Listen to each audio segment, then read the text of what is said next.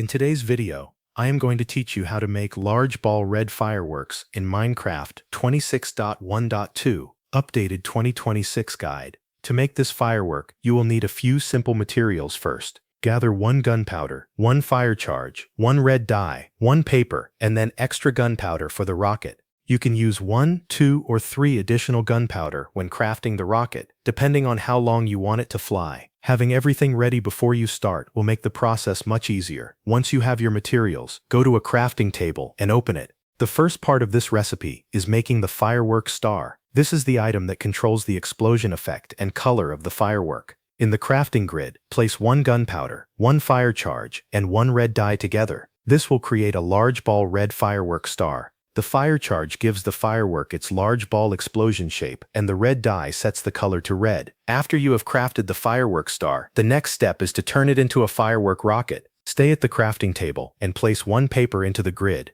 Then add the large ball red firework star you just made. After that, add 1 to 3 gunpowder. The amount of gunpowder you use affects the flight duration of the rocket. 1 gunpowder gives a shorter flight, while more gunpowder makes the rocket travel higher before it explodes. When the recipe is complete, take the firework rocket from the output slot and move it into your inventory. At this point, your large ball red firework is ready to use. To see the effect, equip the rocket and launch it into the air. When it explodes, it will create a large ball-shaped burst with a red color. If you want consistent results, make sure you use the exact materials in the recipe. The fire charge is what creates the large ball effect, and the red dye is what gives it the red explosion. The paper and gunpowder are needed to make the final rocket, and the extra gunpowder only changes how long the rocket flies before it bursts. That covers everything you need to know.